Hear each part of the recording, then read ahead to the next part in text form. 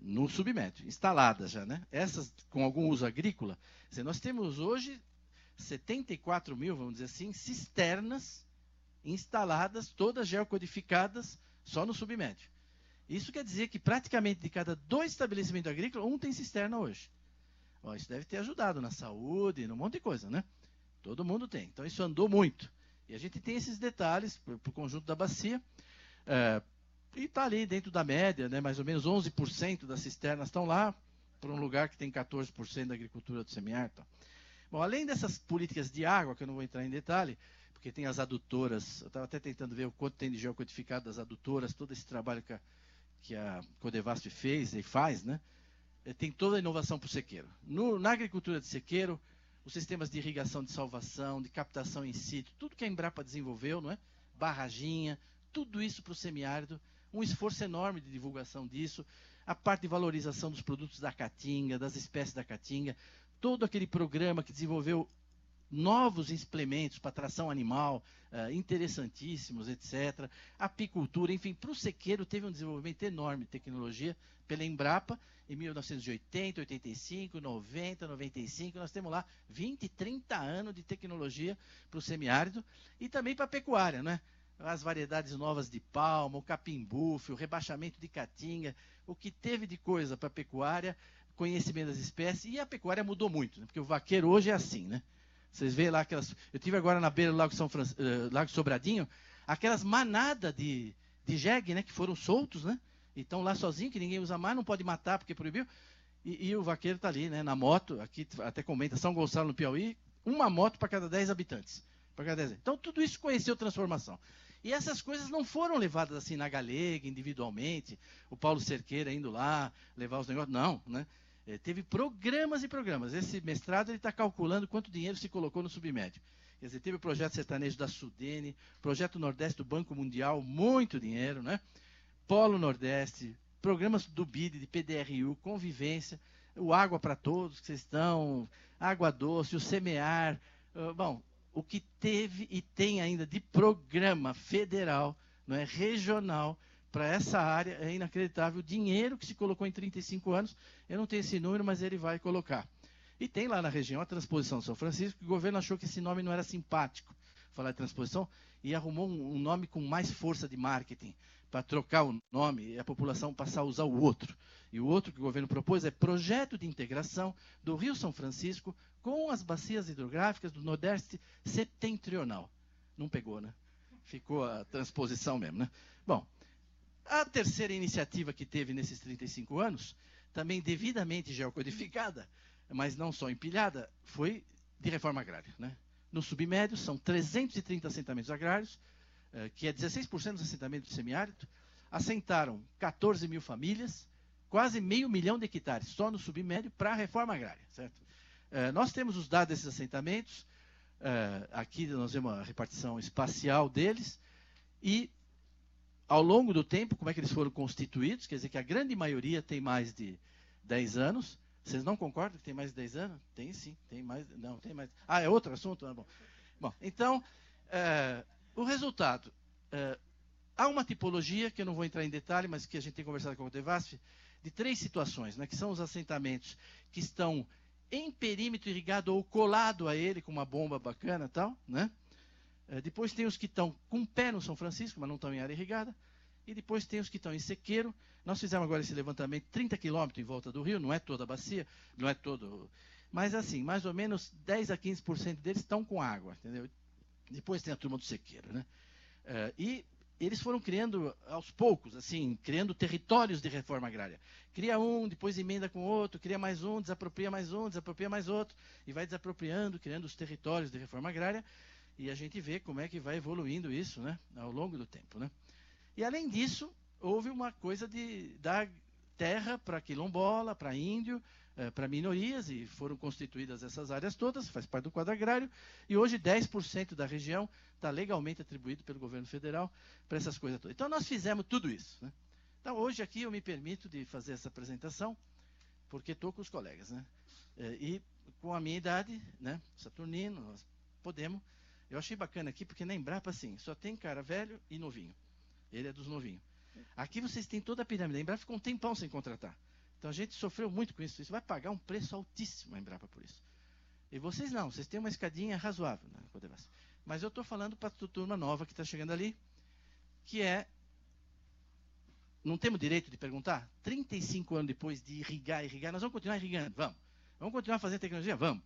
Vamos continuar ajudando até? Vamos. Mas 35 anos depois, como é que ficou o submédio? O lugar onde a gente mais investiu nisso. Certo? Não sei, vocês concordam? Não tem lugar que a gente investiu mais nessas coisas que lá. Bom, com tudo isso, como é que nós estamos? Bom, o doutor Eliseu, uma equipe da Embrapa, com o Geraldo de Souza, eles têm acesso aos microdados do IBGE, eles calcularam a renda de cada agricultor, dos 5 milhões e 300, calcularam a renda bruta de cada um. E nós estamos agora pondo isso num site, você pode consultar por município, mas tem a renda de todos os produtores. Um por um. No Nordeste, dos 2 milhões de produtores que eles utilizaram, porque tem alguns sem renda, inclusive, nós temos lá 47% dos agricultores do Brasil, então metade. E qual é a renda deles? Bom, 85% é muito pobre, quer dizer, tem uma renda bruta inferior a 2 salários mínimos mês. Renda bruta. Muito pobre. Quanto? 85%.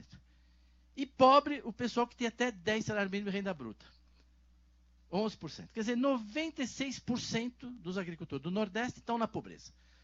Agora, vamos ver a situação comparando o submédio dentro disso. Né? Então, quando a gente olha o submédio, o que a gente vê?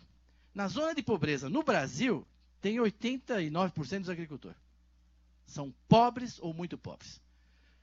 No Nordeste, 95,9%. E no submédio, graças à Embrapa, Codevasf, esse investimento enorme, a mesma tragédia. Não aconteceu nada. Não aconteceu nada. Nada. O que aconteceu? É a mesma quantidade de pobre. Mas, quando a gente analisa por tipo, tamanho de propriedade, olhando os produtores que têm menos de 100 hectares, os que têm menos de 100 hectares e que são pobres, muito pobres. No Brasil, 92%. Nordeste, 96,9%. Submédio, 96,2%. Agora, quando a gente olha os maiores de 100 hectares, porque 500 hectares na Caatinga, você troca por 5 hectares de terra roxa em Jaguariúna, já. Né? Mas ali, o cara está com 500 hectares na Caatinga. Qual é a situação dos estabelecimentos em termos de renda com mais de 100 hectares? Os pobres, na zona de pobreza, 57% do Brasil. No Mato Piba está cheio de gente com muita terra e pobre. No Nordeste é 78%, mas lá na região é 86%. A região é pior do que o resto do Nordeste em matéria de pobreza para quem tem mais de 100 hectares. E ainda quando você olha os ricos, tem essa curiosidade, que a região dos ricos, que é os que têm renda de até 200 salário mínimo ou mais de 200 salário mínimo de renda bruta, 85% é pequeno. Aí isso é Codevasf, né? Isso é irrigação, né? 85% é pequeno. Então, nós temos hoje que fazer uma reflexão sobre isso, né? Mas será que isso é verdade mesmo, assim? O censo, 2006, etc. Não, nós pegamos o dado da semana passada. Nós estamos com os dados geocodificados do MDSA agora, um convênio grande que a Embrapa assinou. Para a nossa unidade ajudou muito, porque veio recurso para investimento ainda esse ano, que estava zeradinho. Ajudou muito. Cesta básica é comida para você não morrer de fome, certo? A Samarco destruiu o teu negócio, o cara dá uma cesta básica, você precisa comer, né? Houve uma cesta básica, comida, estão dando comida na sua boca. Todo mês estão dando cesta básica. Bom, a gente olha, a região cuja população é 4,6% do Nordeste, recebe 15% das cestas básicas do Nordeste. Então, haja fome, hein? Precisando de cesta básica. Mas Panamá, a irrigação, a Petrolina, como é que é? O Sequeiro, a irrigação Salvação, o Capimbu, as Cabras. E você olha aqui, ó, não é nenhuma Brastemp, né? E coisas estranhas ali pelo meio. Distribui cesta básica nos lugares que você fala, puxa, mas tanto assim lá? Pois é. É o lugar que mais tem mais cesta básica para cá, que tem aqui, onde está cheio de gente, etc. Quando você pondera pela população, dá uma outra análise. Eu não tenho tempo de comentar aqui, mas é muito estranho isso daqui, muito estranho. Muito. Como é que pode ser que seja assim a distribuição de cesta básica e tal? Pois é. Né? Aí a gente olha o total de família atendida pelo Bolsa Família. Na região do submédio, 63% das pessoas recebem Bolsa Família. das famílias. 63% mantido com Bolsa Família. Nesse lugar onde há 35 anos, porque não é... Nós estamos fazendo tudo aquilo que a gente fez, exportando 500 milhões de dólares no ano passado, né? Com fruta, com tudo, se valora tudo que foi feito. Né? E onde que está a cesta básica de monte? Aqui, ó, 63% da população recebe nesse momento cesta básica lá. Então, eu convidei vocês não a pensar, mas a refletir. Né? Então, estou trazendo um pouco uma reflexão sobre isso. Quando você pega... deixa eu ver aqui. Olha lá a situação de Juazeiro e Petrolina. Naquela época a gente foi trabalhar em Uricuri, não é? Não foi? Todo aquele programa. Acertamos na mosca, né? Olha lá. Continua os pobres, campeão da pobreza. Mas ó, logo em seguida está essa região, né? Está essa região. Por último, esse mapa foi o mapa que o governo usou a partir de abril para os programas sociais lá na região, que é vulnerabilidade com relação à segurança alimentar, certo? Quer dizer que Juazeiro está dentro de alta insegurança alimentar. Juazeiro, né? Eu já tomei banho de água lá no meio da cana, no meio de tanta coisa lá, né? Nos antigos vertissolos, né? Então, o CAD único, os dados do CAD único. Por último, se a gente olha aqui o produto interno bruto, olha onde é que está o produto interno bruto. Bacana, né? Está aqui, né? Onde é que está o valor adicionado bruto à produção agrícola? O maior? Está aqui. Onde está os piores IDH? Bom, então é estranho, né? É estranho, e eu queria aqui ir para uma conclusão. Acho que nós temos o dever de refletir. Nós vamos continuar fazendo tecnologia para irrigar, vamos. Mais eficiência, vamos. Mas, gente, faz 35 anos que nós estamos fazendo isso aqui. Nós temos dado que não acaba mais. Nós já empilhamos dado de tudo quanto é tipo. E mais dado ainda. Agora tem um novo satélite que ainda dá para pôr, não sei o que. Tá bom, vamos pôr também. Tá, e o que a gente está conseguindo nessa região? Então, eu não estou aqui para condenar nem para justificar. Acho só um desafio como pesquisador de compreensão.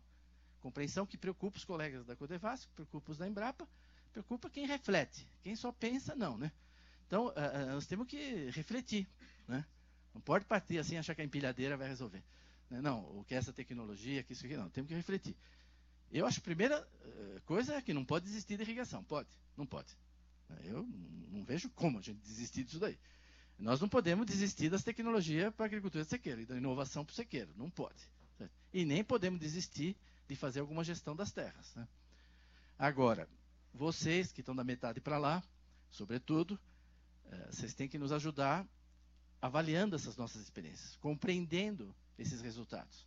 Acho que um pouco da nossa energia tem que ser investida em inteligência territorial, para tentar entender isso, porque nós vamos continuar repetindo esses processos, e daqui 35 anos chegar à conclusão que continua todo mundo pobre, mas que tem um monte de coisa, um acervo impressionante. Bom, bacana, né? Então, como é que pode a gente provocar novas políticas lá para a região? Estamos revitalizando o rio, estamos. E desenvolvendo a agricultura ou desenvolvendo os agricultores? Então, eu confesso que eu tenho o sentimento que em 36 anos de Embrapa, no Vale do São Francisco, eu contribuí para o desenvolvimento da agricultura. Contribuí e muito. Mas para o desenvolvimento dos agricultores, eu tenho seríssimas dúvidas. Entendeu? Inclusive, eu contribuí para o desenvolvimento de agricultores que não eram da região. Esses se desenvolveram bastante. Mas os da região, é muito parco o resultado que eu tenho a apresentar. Por isso, eu insisto na apresentação com o pessoal jovem, porque é vocês que podem ajudar a superar esse impasse. Não me perguntem como, porque nós temos que superar isso. Não é? Eu, se o tempo permitisse, eu ia fazer recomendações, assim, algumas reflexões nessas três coisas. Depois, que eu quero respeitar o meu tempo aqui, eu vou falar só da irrigação. Né? Mas eu tenho um monte de perguntas que a gente tem que se fazer, eu acho. Por mais novas tecnologias, por mais cariranha, por mais que subbacia, por mais que a gente analise, tudo é ótimo. Mas assim, para quem que nós estamos trabalhando, para quê, para onde está indo, não é? Todos esses programas, 35 anos depois, a situação continua a mesma e até pior para alguns. Quer dizer, em irrigação, eu acho que tem uma fabulosa experiência consolidada no semiárido, certo? Agora, como é que você vai expandir isso para a população, para outras situações? Vai ser um universo secante para sempre? Ou vai ter alguma interação?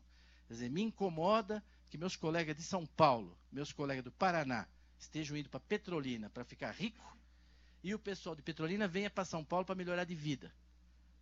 Os pernambucanos vêm para São Paulo para melhorar de vida.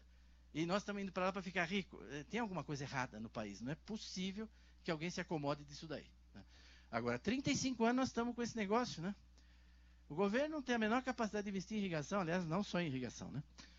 Não vamos falar de coisa triste e tal. Vocês sabem os limites atuais dessa instituição, comentam comigo, a gente acompanha, sabe como é que nós estamos. Projeto novo, 0, certo? Mas e os que... Tem projeto para ser concluído, tem coisa que falta pouco, como é que nós vamos... Não é? Agora, tem que buscar novas fórmulas. Acho que o setor privado pode participar muito, no caso desses projetos inacabados, se a gente inventar outras fórmulas. Então, no programa de concessão do governo, tem que ter concessão de perímetro. Tem que ter concessão só de estrada. O que é isso?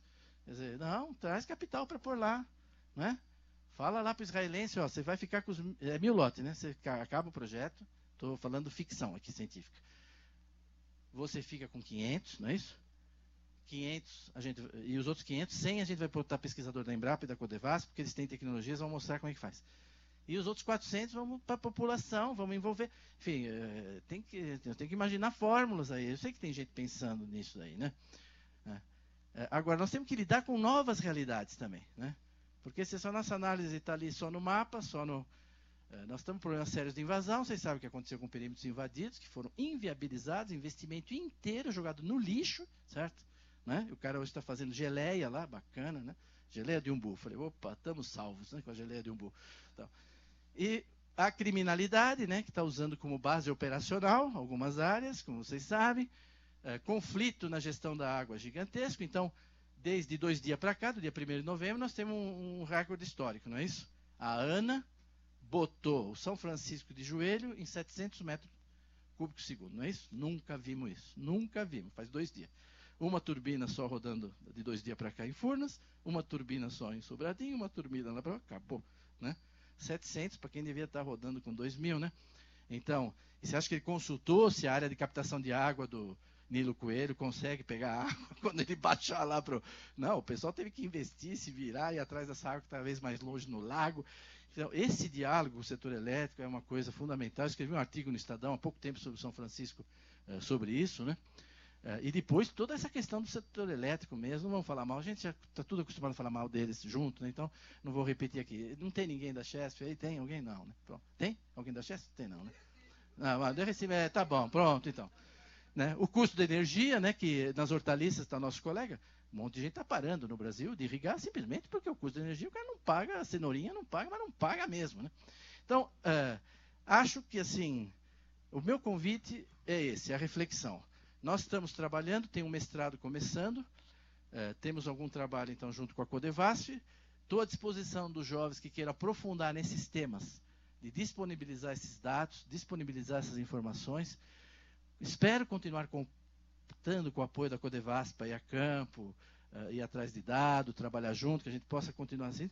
É muita coisa para a gente dar conta, e seria importante que as pessoas da Univasf, todos que tivessem interesse, nós estamos com a porta aberta na Embrapa para participar desse trabalho que busca não tanto empilhar mais dado, mas fazer uma reflexão de inteligência do que está acontecendo, né? Por 35 anos, poxa, mas não era para ter algum, né? Claro que melhorou a saúde, né? Não tivemos frente de trabalho nessa seca, não teve invasão de terra, tem várias coisas que evoluíram. Mas imagina se não tivesse o Bolsa Família, se não tivesse tudo isso. Então, mas que política é essa, né? A gente tem aquela palavra bonita, né? Inserção produtiva, inclusão produtiva. Cadê, né? Cadê? Vai ver como é que está lá. Quer dizer, tanto tempo depois a gente continua com esses limites.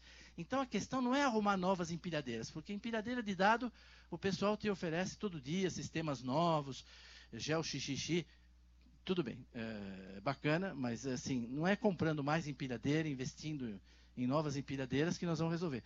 A gente precisa refletir, não é? Refletir com conhecimento, com inteligência, o que é relevante para explicar o que está acontecendo nesse processo. E informação, no caso do Médio São Francisco, eu acho que é extraordinário. Se a questão nossa aqui é desenvolvimento de bacias, não é? E particular do São Francisco, no caso do submédio, é fantástica. Claro que o médio gestão, a gente pode discutir, não é? Pode discutir várias coisas, mas assim, tá bom, né?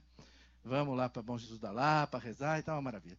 Mas assim, aquele pedaço lá, que tem 1/4 dos agricultores do Vale do São Francisco, 35 anos depois a gente está nessa situação, todo mundo tem direito. Eu tenho até medo de publicar isso aí, porque todo mundo tem direito de perguntar tudo que se investiu, tudo que se fez para chegar nisso daí. Então a gente desenvolveu a agricultura e os agricultores de lá não.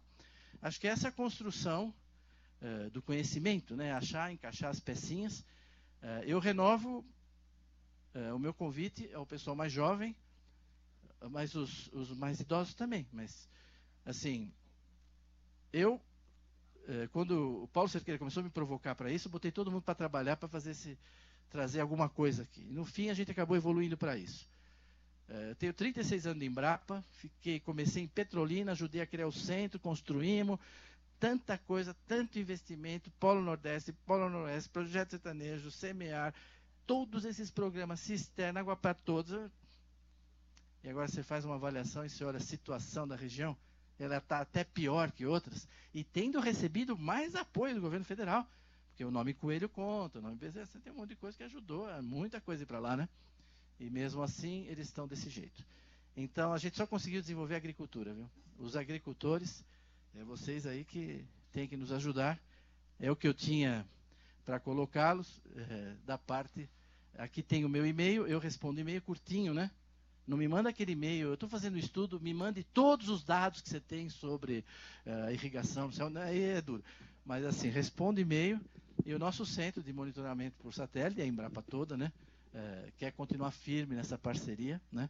Eu comecei trabalhando, como eu disse, na Embrapa, na Codevasf, lá estive por 2 anos, tenho um monte de amigos, né? A Embrapa já enviou diretor para a Codevasf, já recebeu gente da Codevasf, presidente, e queremos continuar isso. Bom, parabéns a vocês, ao Paulo aí, a todos, por eu preciso tratar bem o Farinácio também, porque é importante para os nossos dados, né? Agradeço a todos vocês, parabéns pelo evento, muito obrigado.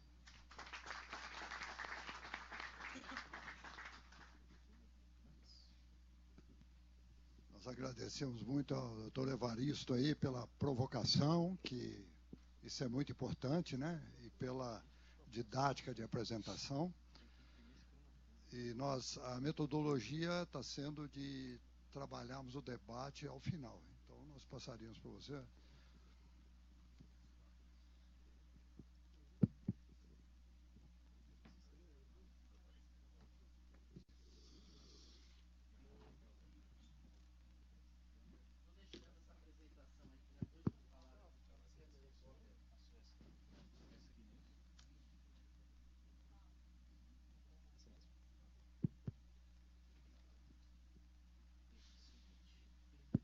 Boa tarde a todos. Primeiro, parabenizar a Codevasf pelo excelente evento, né? Só estou agora à tarde, mas tenho acompanhado o Paulo. Agradecer o convite mais uma vez. Paulo esteve lá na Embrapa trabalhando com algumas informações. Atualmente eu estou respondendo pela coordenação de inteligência estratégica da Embrapa, que é um sistema que pensa também não só nas condições do passado, do presente, mas também com a expectativa de trabalho dos 10 ou 20 anos futuros dentro da agricultura brasileira. Conversando com o Paulo, na hora de definir o que seria abordado hoje aqui com vocês, nós imaginamos de pegar um trabalho recentemente publicado da base do Cerrado, né, do Cerrado brasileiro, que foi uma demanda de 3 ministérios do governo federal recentemente, né, Ministério da Agricultura, do Ministério do Meio Ambiente e também do Ministério de Ciência e Tecnologia, e Inovação, e agora de Comunicação, né, antes da comunicação ainda, que seriam gerar dados inovadores e de uma base ainda desconhecida em termos do que existe de uso e cobertura no Cerrado brasileiro.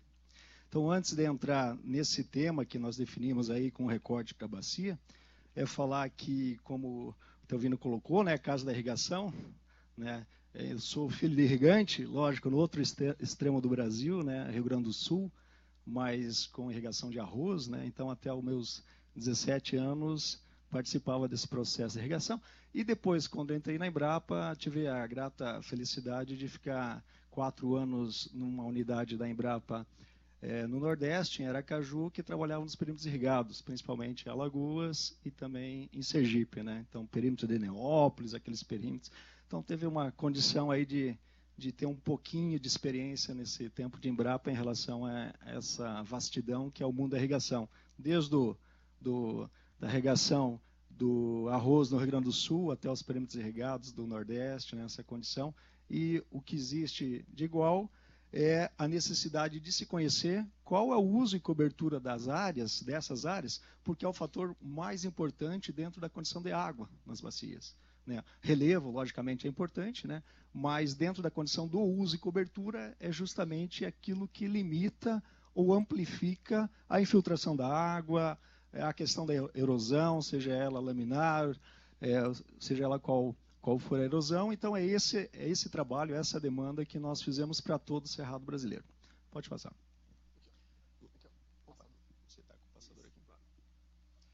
Bom, antes de entrar especificamente nos dados Cerrado, queria trabalhar um pouco alguns conceitos dentro dessa lógica que nós temos hoje de uso e cobertura da terra e a dinâmica da agricultura brasileira. Primeiramente, é falar que o ambiente agrícola, hoje, nós temos dentro de um contexto brasileiro, desde a pequena propriedade, que vai de 1, 2 hectares, né? Por exemplo, aqui, região noroeste do Rio Grande do Sul, até as nossas áreas aí do centro-oeste, variando de 1.000, 2, 3, 10, 20 mil hectares. Passando aí pelas regiões do Nordeste, região de Minas, São Paulo. Então, essa amplitude hoje de uso e cobertura é associado dentro de uma agricultura amplificada de informações com toda essa massa de dados que o colega Evaristo comentou há pouco, né? Mas, basicamente, essa diversidade de sistemas de produção, elas são acompanhadas de alguns contrastes regionais. Mesmo tendo a condição de irrigação ou não irrigação, sequeiro ou não sequeiro, esse contraste é muito forte. Basicamente, o que se tem de uso são os usos, a demanda, uso sustentável de recursos naturais, essa velocidade do uso e cobertura. No passado se tinha uma cultura por ano, hoje nós temos áreas, mesmo não irrigadas, com 2 culturas, alguns testes já com 3 culturas, e áreas irrigadas, dependendo da condição, aí até com 4 culturas anuais. Dinâmica espaço-temporal, essa dinâmica cada vez é mais amplificada com as bases de dados, né? Hoje nós temos processos de expansão, conversão, retração, diversificação, integração e intensificação sustentável. Esse processo ele é acompanhado hoje de diferentes sistemas de produção, seja ele irrigado ou não. Basicamente, hoje no país, nós temos uma condição diferenciada de qualquer outra região, onde dos 850 milhões de hectares que nós temos amplificados, né, dessas diferentes agriculturas, basicamente ainda 60% dessas áreas estão numa condição natural, são dados que a gente tem a partir de dados de sensoramento remoto. Temos aí em torno de 20% de pastagens, 10% de áreas onde são mosaicos de uso, áreas periurbanas, áreas industriais, áreas urbanas. E, na verdade, quando a gente fala em agricultura, nós separamos aqui basicamente 10% do país, né? Então, envolvendo aí 7% grãos e principalmente cana, 1% na área de silvicultura, eucalipto, pinos, principalmente. E, além disso, ainda 2% vinculado à fruticultura dentro dos diferentes situações. Hoje nós temos essa gama de informações que nós utilizamos para fazer o levantamento de uso e cobertura do Cerrado brasileiro, baseado aí em sistemas de satélites, vantes, drones, microsatélites também, com amplificação de diferentes imagens, né? Então, você tem a capacidade hoje de trabalhar o que nós chamamos multifonte e multiescalar. Então, você consegue ter desde uma visão de um bioma como o Cerrado, vinculado aí a 24% do país, até uma propriedade dentro do seu uso. Aqui é só um exemplo, acho que ele coloca aqui um videozinho rápido que tem em relação a esse potencial que a gente utilizou no trabalho, que aí depois eu vou colocar o recorte para São Francisco. Então, a gente trabalha Foi trabalhado com essas imagens desde uma base de 300 metros de resolução espacial, chegando a 100 metros, 50 metros de resolução, amplificando um pouco mais dentro de um sistema com 20 metros, 10 metros, e chegando até o nível da copa das árvores. Então, é essa base que nós temos hoje, né, de informações de sensores remotos, que amplifica a nossa visão e a qualidade da informação para definir uma base tão importante como é, né, o uso e cobertura da terra. Nesse contexto, então, aqui são os dados primeiro do Cerrado, depois eu vou apresentar os dados da parte da Bacia do São Francisco vinculado ao Cerrado. O trabalho todo, então, envolveu 24% do país, é muita coisa, é 1/4 do país, né? A região do Cerrado, ela abrange 1.389 municípios em 12 estados. Às vezes os colegas comentam, bom, tem cerrado no Paraná? Sim, tem cerrado no Paraná. A pontinha do Paraná está com essa base. E isso se estende abrangendo até os Lençóis Maranhenses, né, vinculado lá ao norte. Então, basicamente, toda essa região aqui, Goiás, né, nossa Tocantins, o que chama de Mato Piba, basicamente 90% do Mato Piba está dentro dessa área de Cerrado brasileiro. Trabalhamos com 118 imagens de satélite Landsat, né, dentro de um processamento do ano base 2013, nós queríamos um ano efetivo, então isso foi trabalhado entre 2014 e 2015 e lançado no início desse ano. Área mínima mapeável, quanto que nós utilizamos nessas diferentes escalas? Até acima de 6 hectares, 0,25. É o nosso controle, né, para esse tipo de mapeamento. Escala cartográfica se pode trabalhar até para 250 mil, mas podendo analisar. E o trabalho foi feito em fevereiro de 2014 a novembro de 2015 e com os resultados início desse ano. Basicamente, nós conseguimos algumas feições, que é o que nos interessa no uso e cobertura, né? E aí é uma base importante para a questão da irrigação, para a conservação e para a utilização da água, né, dentro do seu potencial, saber o que existe dentro de cada uma dessas feições mapeadas. Então, trabalhamos aqui dentro da feição florestal, não florestal entrou savânica, campestre, aqui tem detalhes, a apresentação vai ficar aqui disponível também. Não vou entrar em cada um dos detalhes. Dentro da agricultura, nós separamos aquilo que é agricultura anual, agricultura perene, principalmente aqui a perene entrou citros, cana, café, e pela primeira vez nós buscamos mapear a avicultura, que é a seringueira, que é uma cultura estratégica do país. O país importa 60% da nossa borracha hoje é importada. A Embrapa tem feito um investimento nisso junto com alguns parceiros, né? Então, também trabalhamos esse mapeamento dentro do Cerrado. Áreas urbanas, como eu comentei, mineração e esses mosaicos de uso, né, que são essas áreas misturadas. A partir disso também trabalhamos o mapeamento das pastagens plantadas, silvicultura, né, que é esse fator importante aí dentro desse contexto. Solo exposto, então normalmente solo exposto é aquela área que está descoberta, solo nu, que vai ou provavelmente acabou de tirar uma safra ou solo preparado para uma implantação. Área de água, corpos d'água, barragens, então toda e qualquer barragem acima de 6 hectares, né, foi mapeada, né, de lâmina d'água, por exemplo. Com isso, nós tivemos esse mapeamento, né, envolvendo essas diferentes classes para todo o Cerrado brasileiro, né. Dentro dessas classes, então, aqui vai estar o detalhe, eu não fiz questão de colocar isso para ficar à disposição, mas também depois eu vou colocar o site onde a publicação está disponível, né. Cada um desses temas, então, está definido, que é agricultura perene, corpos d'água, áreas urbanas, né, esse detalhamento a quem interessar. Mas, basicamente, o que nos chama a atenção são os dados, então, gerados. Qual a agricultura anual do Cerrado? Nós ouvimos muito, a agricultura está acabando com o Cerrado, né? Então, esse dado não existia, foi a primeira pergunta que nós tivemos dentro do trabalho, né? Basicamente, nós temos de agricultura anual no Cerrado brasileiro, 8,5% do Cerrado tem a agricultura anual. 3% da agricultura perene. Nós temos aí, Paulo, 0,74% de lâmina d'água no Cerrado, nessas áreas vinculadas acima de 6 hectares. áreas de mineração, e aí o que chama a atenção bastante, bom, o natural não vegetado, natural e natural não vegetado, 54% do cerrado brasileiro ainda está numa condição natural. O que é isso? Não é que seja só o cerradão, tem as diferentes fases do cerradão e a área savânica também, porque a pastagem plantada está separada, né? E é esse número que nos chama a atenção. Quase 30% do cerrado são áreas de pastagem. E muitas dessas áreas de pastagem estão dentro de um nível de degradação. Aproximadamente 40% dessas pastagens estão dentro de uma certa nível de degradação nesse ambiente. Além disso, tivemos em silvicultura 1,5% do total, dentro do cerrado, e o solo exposto, que é aquela área preparada para a agricultura, em torno de 0,18%. Bom, aí vem a grande pergunta, que nós trabalhamos nos dados nesses últimos dias, para apresentar aqui em primeira mão, não estão publicados, isso aqui já está publicado recentemente, né?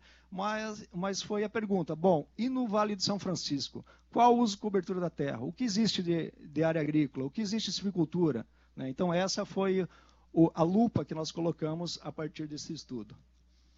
Aqui para demonstrar também que esses dados estão por estado, se alguém tiver interesse, né? Então você tem condição de saber esse movimento, essa dinâmica de uso, para cada um dos estados, em função do tempo aqui, eu não vou detalhar, mas eu quis colocar para ficar disponível a vocês.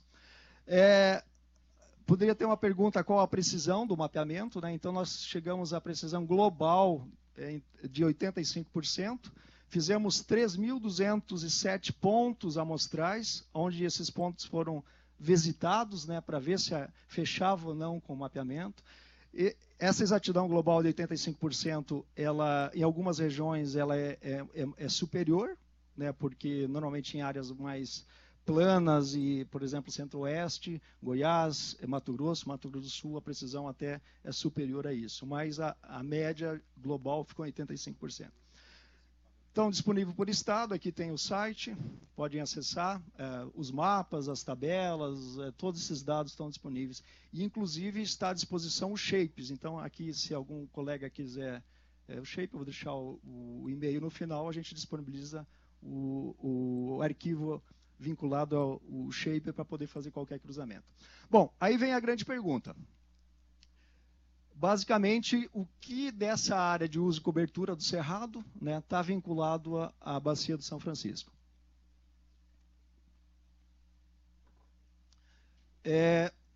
Bom, basicamente, nós fizemos esse recorte na bacia, né? Então, essa região ela abrange o cerrado dentro da bacia do São Francisco, né? Abrange 360 mil quilômetros quadrados. Então, dá um pouco mais da metade da bacia toda do São Francisco está dentro desse bioma cerrado, o que nós consideramos o bioma cerrado pelos dados oficiais, né? Então, 55%. Essa região, então, do cerrado dentro da bacia de São Francisco, e não foi combinado o trabalho, eles comentou, né, mais para a base aqui, né, e nós trabalhamos mais nessa região. Então, 7,5%, né, em torno de 2.800 quilômetros, né, que faz parte dentro do cerrado, dentro do São Francisco, e abrange em torno de 520 municípios, né, que estão nesse contexto. E aí vem a resposta às nossas questões, às questões do governo, vinculado ao uso e cobertura dessa região. Basicamente, aqui é só para dar à disposição dos estados, né, então, dentro do cerrado, a gente percebe aqui, já entrando para a região da Caatinga, né, então, pega toda essa região de Minas, a parte de Goiás, parte do DF aqui, né? Tocantins, chegando aí a Bahia, todo o oeste da Bahia, indo até essa região aqui da bacia. Bom, aí nós calculamos, então, foi feita essa reanálise, né, do uso e cobertura da área do cerrado dentro da bacia de São Francisco. Chegamos aí, então, à agricultura anual dentro dessa região, envolvendo tanto os pivôs centrais como a agricultura de sequeiro, né, a agricultura irrigada de sequeiro, quase 3 milhões de hectares. Então, isso são dados originais aí e apresentados aqui em primeira mão. A agricultura perene, que é a área, então, de cana, principalmente cana, e nesse caso aqui, algumas das regiões de café, principalmente o café irrigado, né? E citros, em torno de 260 mil hectares. Silvicultura nessa região tem quase 1 milhão de hectares, né, uma área bastante importante, principalmente envolvendo essa região aqui. Pastagem, 10 milhões de hectares, né, um número bastante crescente. Solo exposto, mineração, aí vem a área natural não vegetada, corpos d'água, áreas urbanizadas, mosaico de uso de ocupação, e ainda tem outros não observados, que são áreas queimadas ou com alguma certa nível de nuvem.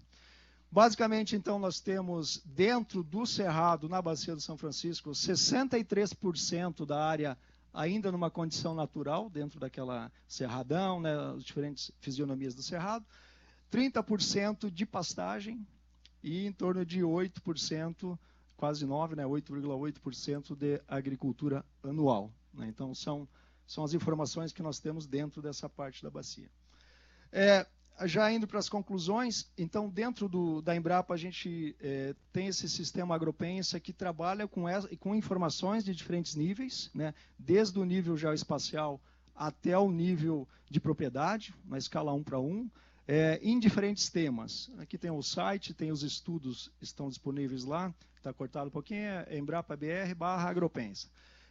Basicamente, dentro dessas áreas, atuando para cada um dos trabalhos, dos estudos, das análises, nós temos aqui 8 grandes temas, né? Um que chama Novas Ciências, que é justamente onde a geotecnologia está envolvida, mas tem bio, nano, a parte de recursos naturais, mudanças climáticas, automação e agricultura de precisão, sistemas de produção, zoneamento, segurança zoofitossanitária, tecnologia e química verde, mercado, política de desenvolvimento rural e ainda segurança de alimentos e nutrição. Então, essa base, na verdade, para cada uma dessas áreas, se tem estudos regionais, que vão desde a escala do bioma, estado, município, com a base em agricultura, seja ela de sequeira ou irrigada.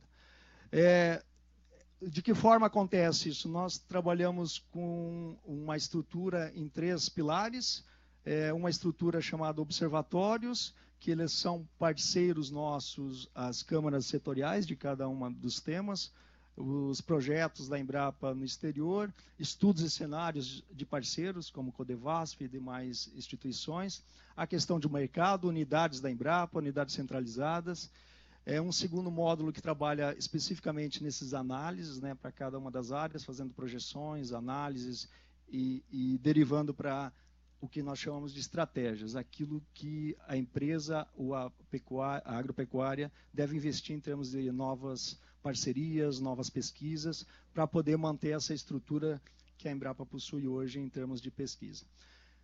Com isso, eu agradeço, fiquei dentro do meu tempo aqui, dei uma corridinha no final, eu deixo o meu e-mail à disposição, a qualquer questão vinculada especificamente ao trabalho do Cerrado e ao trabalho recorte aí da Bacia de São Francisco, mas também ao sistema Embrapa de inteligência, né, o Agropensa, para qualquer um desses temas, à disposição aí da coordenação, à disposição de qualquer um dos senhores, das senhoras, das senhoritas aqui presentes. Obrigado.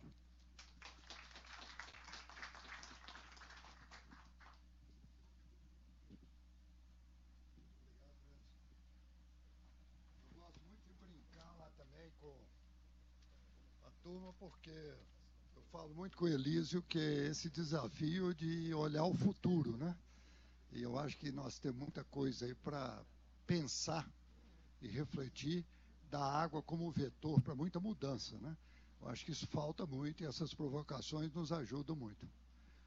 Temos agora da área, estão procurando aqui, hein? Humberto. Não, tá lá. Desculpa, Humberto Navarro é gerente do executivo do Serviço Florestal, certo? E aí eu queria passar a palavra para você e vamos trabalhar aqui o horário. Tá joia. Tá ok? Tá bom.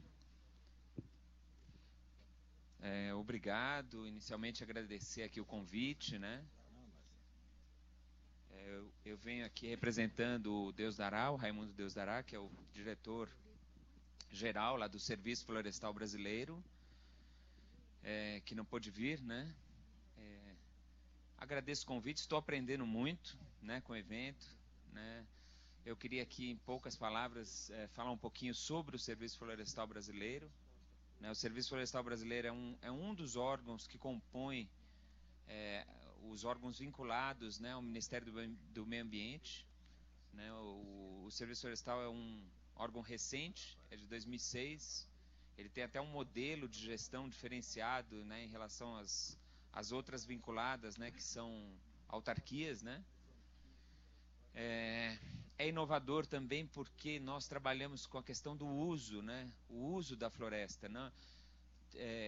A gente sabe que lá no nome, né, do IBAMA, né, tinha lá o uso dos recursos naturais, né, também. Mas o Serviço Florestal ele vem com uma, vamos dizer, uma propriedade diferenciada e, vamos dizer, até moderna, né? Que é trazer, não só, vamos dizer assim, do ponto de vista ambiental, a gente, vamos dizer, por volta dos anos 90, né? A área ambiental começou a incorporar o sócio dentro do ambiental, né? E começou a olhar a perspectiva do homem que vive da floresta, né? Toda a questão das reservas extrativistas, né? O uso, começou a ser desenvolvida essas ideias, né? E o Serviço Florestal, eu acho que ele é um pouco mais moderno, até porque ele vem numa concepção de trazer a empresa para dentro da floresta, né? Trazer o uso empresarial, trazer concessões florestais, trazer economia florestal. Então, é uma perspectiva moderna, mas que procura associar o homem ao recurso, que no caso aí é a floresta, não é um recurso natural, mas a gente pensa, o nosso foco é a floresta. E isso o Serviço Florestal vem fazendo desde 2006, né, dentro dessa perspectiva de estimular as concessões florestais no Brasil. Né, hoje a gente já tem quase 1 milhão de hectares de florestas concedidas, né, num modelo de exploração sustentável, ou seja, que mantém a floresta e que só 1/30 da floresta é retirado por ano, né? E esse 1/30 não é toda a floresta, mas sim uma parte, ou seja, dentro de uma área de 1 hectare são 3 a 4 árvores que são retiradas. E a partir de 2014, o Serviço Florestal recebeu a competência de receber o CAR, né? Então o CAR veio para o Serviço Florestal com uma perspectiva diferenciada, né? Não com a perspectiva de comando e controle, né? Que é aquela que todo mundo está mais habituado, né? No caso do IBAMA, né? Aquele monitoramento por satélites para acompanhar o desmatamento, mas um olhar diferenciado, um olhar sobre a perspectiva do fomento, a perspectiva que foi colocada dentro do Código Florestal, né? O Código da Vegetação Nativa, né? O novo Código da Vegetação Nativa. Então essa perspectiva e que talvez de certa forma, se a gente parar para pensar, a gente está resgatando algo que lá atrás, lá em 1962 já se pensava, né? Quando começaram a construir o primeiro Código Florestal, o objetivo era, se pensava no uso da floresta, mas de forma a não esgotar aquele recurso, né? Que existiam outras preocupações na época com relação a não esgotamento dos recursos florestais, mas hoje a gente está vendo, a gente está tentando retomar algumas coisas que foram perdidas. E eu penso, né? Aí eu estou até falando uma coisa pessoal minha, né? Eu peço essa licença, né? Mas eu penso que o cadastro é uma possibilidade de a gente resgatar, né? Agricultor que está lá, que está na terra, que está no campo, que está próximo da floresta, né? A perspectiva de utilizá-la, de mantê-la, de torná-la útil, né? Então a gente perdeu muito. Eu estava conversando agora, não sei com quem, mas assim, tem momentos que a gente parece que nós vivemos uma Babel, né? Então a gente, por um lado, os contrassensos que a gente percebe, né? Então a gente está faltando água e a floresta, e precisa diminuir a floresta, mas vamos manter, mas não pode manter, porque se manter vai ter um problema. A gente não consegue, às vezes, né, achar um balanço. E eu acho que o caminho do CAR, que eu vou falar um pouquinho aqui, é um caminho que pode nos conduzir para esse caminho, um caminho que a gente vai ter água, que a gente vai ter agricultura sustentável, né, que a gente vai utilizar recursos da floresta, enfim. Então eu acho que o CAR caminha nesse sentido, e por isso, eu imagino que por esse motivo, naquela época, ele foi para o Serviço Florestal Brasileiro, que trabalhava só com as concessões e recebeu um uma competência grande, até para o tamanho que é o serviço florestal. E a gente vem trabalhando com o CAR está crescendo muito. Hoje, no cadastro, são mais de 4 milhões de propriedades. Isso corresponde a aproximadamente mais de 300 milhões de hectares, né? Então, se a gente tem no Brasil 850 milhões de hectares, a gente já tem mais de 300 milhões de hectares cadastrados, né? É claro que tudo isso, também eu conversando com os colegas, né, isso ainda vai passar por uma validação dos estados, né, que estão próximos dos proprietários e que vão ter condições de apurar e melhorar esse cadastro, mas são números relevantes e já correspondem a uma grande cobertura do país, né, considerando que a gente ainda tem, por exemplo, né, como florestas públicas, em torno de 300 mil hectares, né, então, embora exista uma certa sobreposição entre esses dois cadastros, a gente já tem um certo conhecimento, né, do território e do tipo de uso e das políticas ainda. Eu vou falar aqui não tanto do cadastro especificamente, até se vocês quiserem eu posso depois responder algumas perguntas que estiverem ao meu alcance, assim, de estar respondendo sobre o cadastro, né? Mas eu vou tentar falar um pouquinho do que nós fizemos com o cadastro aplicado a bacias hidrográficas, apoiando outros órgãos, inclusive a Condevasf, né, a ANA, na produção de informações a partir dos dados do CAR. Então, nós fizemos isso tanto para a bacia do São Francisco, né, isso em parceria com a Condevasf e com a ANA, na bacia do Rio Doce, né, e recentemente tivemos um edital, né, agora do ano passado. Ele ainda está, vamos dizer, agora já está em fase final para começar a repassar os recursos, né, para os consórcios, né, que ganharam, que foram qualificados, né, vamos dizer assim, para esse edital, que é para plantio florestal em áreas que já foram cadastradas pelo CAR, em áreas de região metropolitana, em bacias que contribuem para o abastecimento dessas regiões metropolitanas. Eu vou falar um pouquinho sobre isso. Bom, então, falar um pouco do que foi feito para a bacia de São Francisco, né? Então, nós levantamos, na bacia de São Francisco, são quase 100 mil imóveis, né, rurais cadastrados na bacia, né, com uma área de 4 milhões e 600 mil hectares de vegetação nativa, né, o que corresponde a aproximadamente 7% da bacia. Esses dados também, se comparar com os dados aí do TEACLES, também são compatíveis, né? A área dos imóveis rurais em torno de 23% da bacia, e a área rural consolidada aqui do que foi cadastrado está em torno de 3 milhões e 500 mil hectares, né?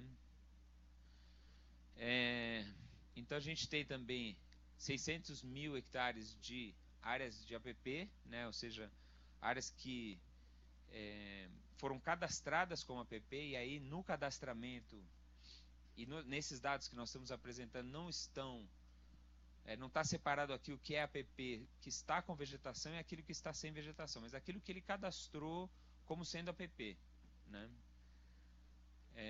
O número de nascentes, né? Aqui é APP com vegetação nativa, ou seja, então 40% daquilo que eu mencionei acima, ou seja, das áreas de APP, é aquilo que está com vegetação, conforme o que foi declarado pelo responsável do imóvel, né?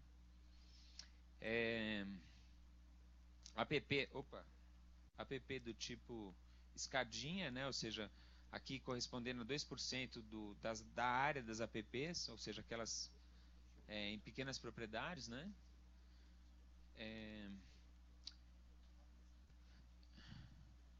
Aqui as APPs sobrepostas com remanescente de vegetação, né? Então, que corresponde isso aqui só para as APPs de nascente, né? Então corresponde a 64% dessas nascentes estão com vegetação nativa, né? O que é um número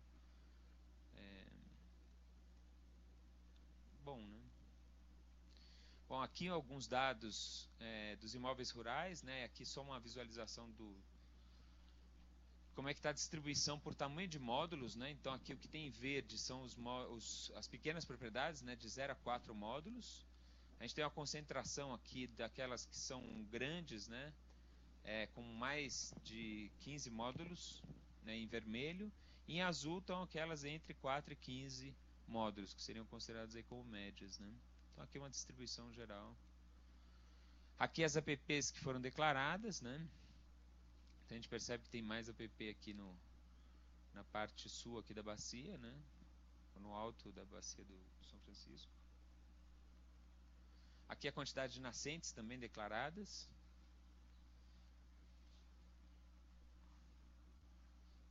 Isso também tem uma relação com o bioma, né? Que é a região de Minas Gerais, né?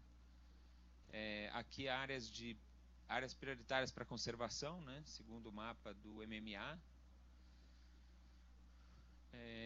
Bom, aqui nós fizemos também um levantamento parecido, né? Trazendo informações do cadastro para subsidiar algumas ações que estavam sendo desenvolvidas lá na bacia do Rio Doce, que estão ainda, né, sendo desenvolvidas na bacia do Rio Doce. Isso foi feito lá em fevereiro desse ano. Então também levantamos o número de imóveis, né, na bacia, o tamanho da área da bacia, que corresponde aqui a 8 milhões de hectares, tem 19 mil nascentes, né, e a área dos imóveis que já estava cadastrada lá na bacia corresponde a quase 30% da bacia. Dessa área a gente tem aqui 18% de reserva legal cadastrada, né? As áreas de preservação permanente aqui correspondem a 6% do que foi cadastrado. 21% ainda tem vegetação remanescente, né? Ou seja, daquilo que foi cadastrado. E a área rural consolidada, né? Então aqui um panorama dos imóveis que estão cadastrados dentro da bacia, ou seja, ainda tem áreas a serem cadastradas, né? Aqui a quantidade de nascentes. Aqui o perfil dos imóveis, né? Então aqui quantidade de pequenos, médios e grandes, né? Pode o quê? Sim.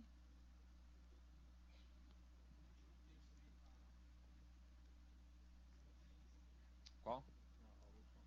Aqui. O Espírito Santo ainda não integrou os dados com o SICAR Nacional.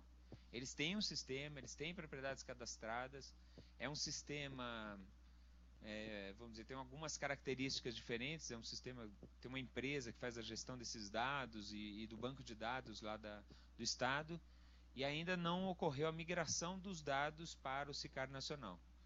Então eles têm uma base, até tem uma parte dos dados que estão públicos, né, do Espírito Santo, mas ainda não migrou para o CAR nacional.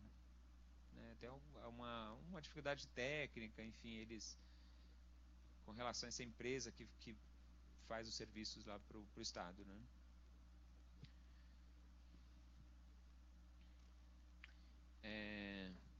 Aqui é só por tamanho também, né? Distribuição daqueles que são na mesma coloração do anterior, né? Então os vermelhos. Então aqui a gente percebe que próximo, né, da água, né, estão os maiores, né? Os maiores imóveis, sempre próximo dos rios, e algumas áreas, né, que não tem curso da água aqui, não tem muitos imóveis cadastrados, né? E algumas áreas de pequenos imóveis também. Então aqui só a distribuição por tamanho, por módulos fiscais, né?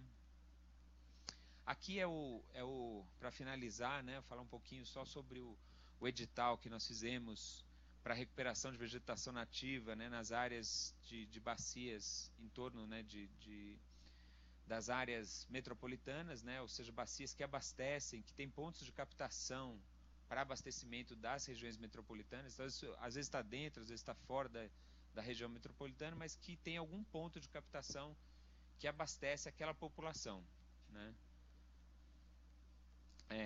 A previsão de investimento é em torno de 45 milhões, né, de reais. É um trabalho com apoio da ANA também, né? A ANA já tem experiência também com produtores de água, e a gente fez esses trabalhos, né, também, esse trabalho junto com eles, né? Então, o que nós fizemos? A gente fez uma análise bem simples, tentando levantar qual era a população que estava sendo atingida pela possibilidade de ter se não tiver água, né, vamos dizer assim, se chegar no extremo de não ter água ou de ter uma ameaça, né, ao abastecimento, de água para abastecimento, né, qual o percentual da população seria afetada, né? Então a gente fez uma análise bem simples, levantando a população total, a criticidade das bacias que servem ao abastecimento, ou seja, então a gente ia nos pontos de captação, levantava as bacias e via, de acordo com o Atlas da ANA, né, se aquelas bacias tinham ou não criticidade. E depois a gente fez uma análise bem grosseira na época, que a gente não tinha ainda os dados do CAR, né, para utilizar. A gente utilizou uns dados para analisar a vegetação nativa, se tinha déficit ou não de vegetação nativa. Então aqui são as regiões metropolitanas, né? Nós fizemos, aqui a gente avaliava se aquela bacia, a gente tinha duas situações de criticidade. Uma era requer ampliação do sistema e a outra requer novo manancial. Quando requer novo manancial é porque o sistema já chegou no limite do que ele pode tirar daquele manancial, não tem mais como ampliar o sistema, né? Então a criticidade se deve não a um sistema de ampliação, não devido a uma deficiência do sistema de captação, mas sim porque o manancial não está provendo água suficiente para aquele sistema, né? Então a gente utilizou essa categoria de requer um novo manancial para identificar quais eram as bacias que estavam nessa condição de criticidade devido a essa condição. E aí a gente foi fazendo isso para todas as regiões metropolitanas. Então São Paulo é uma que tem muitas bacias com criticidade, né? Ou seja, a bacia já chegou no limite, ela não consegue mais prover água para abastecimento, né?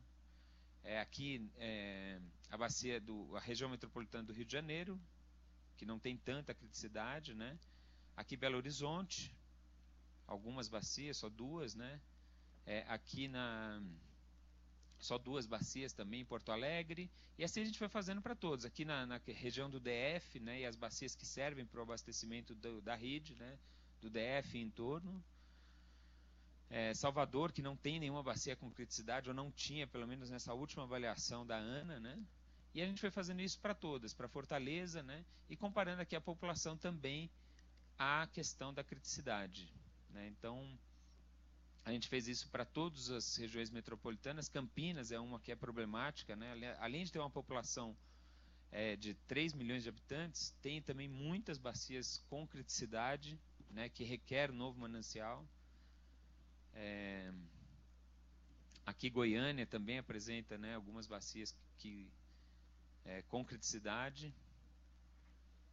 Então Brasília, Goiânia, algumas que a gente até está ouvindo falar, né, Belo Horizonte, que já estão, isso foi apontado pela ANA em 2010, se não me engano, o Atlas. Mas os problemas a gente está vendo agora, né? Então assim, muitas dessas previsões de falta d'água que a gente começou a perceber há 5 anos atrás, elas estão se confirmando, né? Principalmente nas regiões metropolitanas, como os colegas daqui mesmo já haviam, né, mencionado. Maceió, aqui João Pessoa, né? Vou passar um pouco mais rápido. Enfim, então a gente chegou nas regiões e montamos um ranking por bacia e por regiões, né? Então assim a gente foi separando por biomas e bacias, e avaliando o ranking e montando um ranking com base na população e criticidade das bacias, né? Aí depois nós fizemos também uma análise do déficit de vegetação, ou seja, aquelas bacias que apresentam criticidade, elas estão com vegetação, porque se estão com vegetação não tem mais o que se fazer, né? Ou seja, ela chegou no limite de água para abastecimento, mas também não tem, vamos dizer assim, mesmo realizando um plantio, né, naquela bacia, a gente não teria condições de aumentar, vamos dizer assim, a permanência de água, né, no subsolo e de oferta de água para aquele manancial.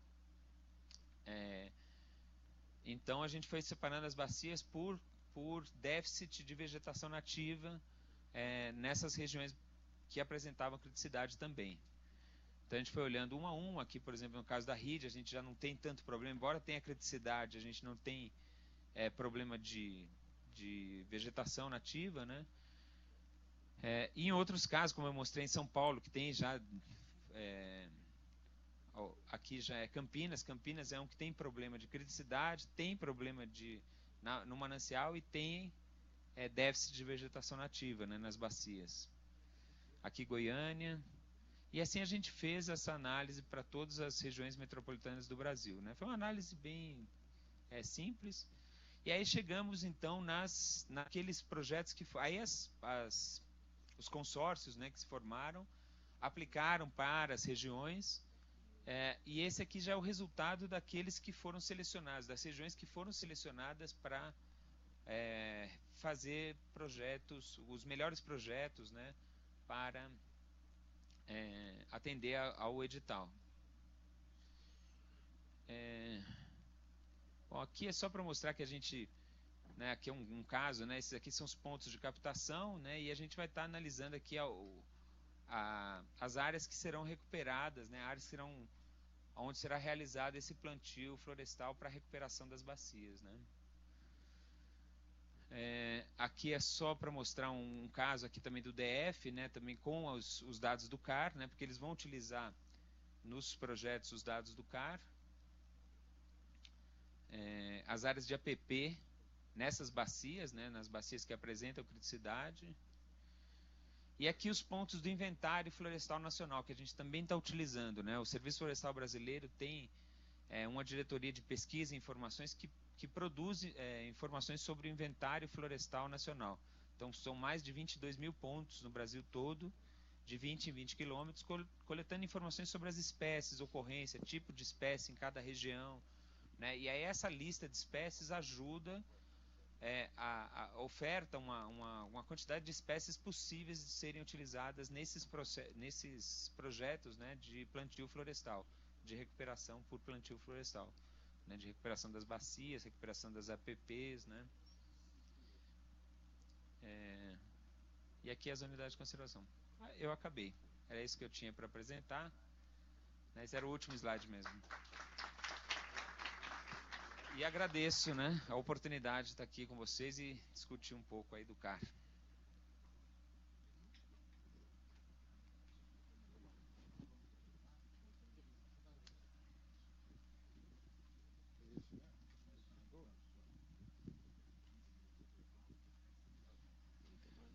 Cumprindo as determinações aqui do Dr. Paulo, agora nós vamos ter um intervalo para o café e logo em seguida nós voltamos para os debates. Não, esse que eu mandei nos dois eventos e voltou aquele antigo, mas o outro foi. Esse antigo aí você pode acabar com ele porque quebrou. É a pior coisa do mundo, viu? Agora a sessão a gente vai organizar o... Eu tenho um inscrito já, você me chama que eu vou fazer a inscrição do pessoal. E depois nós vamos trabalhando e organizando. Inclusive nós, depois de muitas negociações internacionais, estamos conseguindo o doutor Evaristo muito mais tempo conosco. Implicou aqui em comunicação. Obrigado. Eu tive que passar para lá 3 vezes, tá? Não tô aguentando aqui não. Você manda muito para cá, para cá. Para cá, mas vem amanhã. Só que não está sendo defeito. Pede para lembrar. Eu sou amigo, eu sou parente da Marília Burger. Lá da Senagente. É chefe da Senagente. Coluna na exata.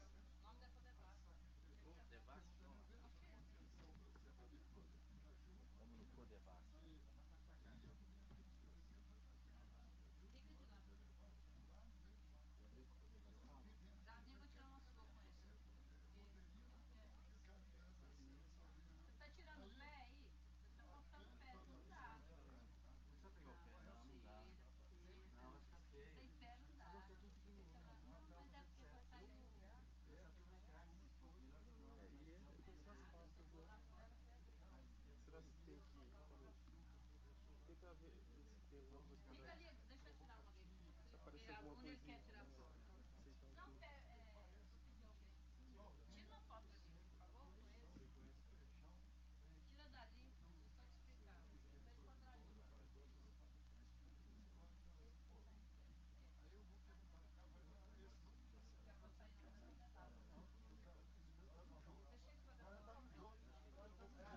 em outra? Deixa esse quadradinho. Tá tirando com o debate aí atrás? Pode.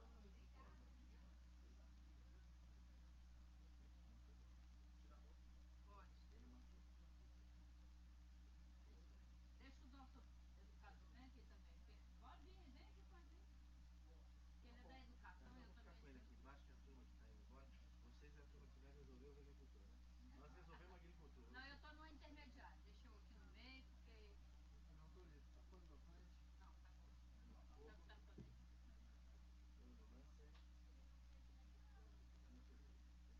Ótimo, valeu. Doutor Evangelho. Meu caro. Conheceu esse mundo da Vai lá no meio. Não. Era muito amigo meu. Essa honra.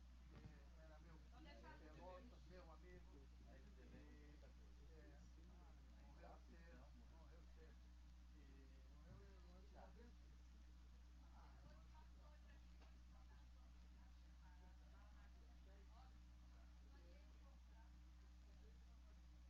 Você clica na apresentação com direito e enviar para.